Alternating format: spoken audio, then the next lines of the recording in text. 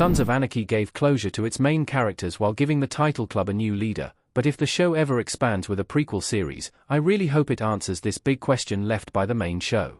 In 2008, Kurt Sutter took viewers to the fictional town of Charming, California, in the crime drama TV show Sons of Anarchy. Throughout 7 seasons, Sons of Anarchy followed the many ups and downs of the club, not just within Samcro but with other groups and people, too. Leading the show was Jax Teller, Charlie Hunnam, the son of one of the club's founders, John J.T. Teller, and stepson of the club's president, Clay Morrow, Ron Perlman. Throughout the show, Jax not only took over Samcro, but he also made some tragic discoveries about his family, especially related to JT's death and his plans for the club.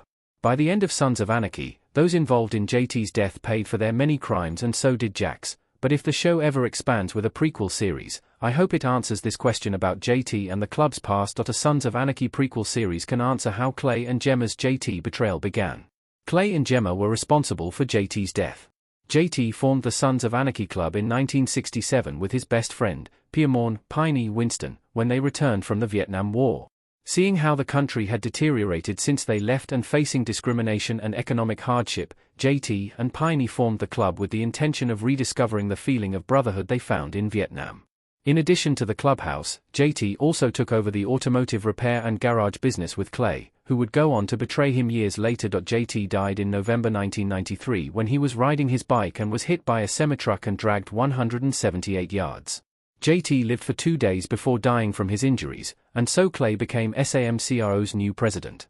In Sons of Anarchy Season 5, it was revealed through some letters from JT that Clay and Gemma were involved in his death, with Clay sabotaging JT's bike to make it look like an accident.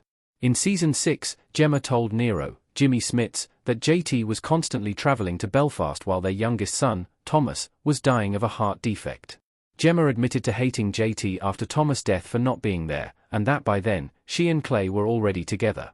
Gemma also told Nero she didn't want JT to end the club's gun-running business, despite her not being a member of the club, but she was very influential. I'm sure there's a lot more to Gemma and Clay's story than just an affair and resentment towards JT for not being with his family, which is why I would love to see this being explored in depth in a prequel. Will there ever be a Sons of Anarchy prequel? What does the future hold for Sons of Anarchy? Sons of Anarchy members riding. At the time of writing, Sons of Anarchy has only had a spin-off TV series, Mayans MC, which, as the title says, focused on that group, though Samcro was mentioned many times and some of its members appeared on the show from time to time. Back in 2014, there was the possibility of a Sons of Anarchy prequel series, as Sutter teased a project focused on SAMCRO's first 9.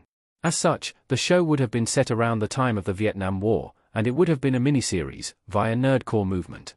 However, after Sutter was fired from FX while Mayans MC was still airing, First 9 was reportedly scrapped, with Sutter telling Deadline that its future didn't look hopeful as it was Disney's property.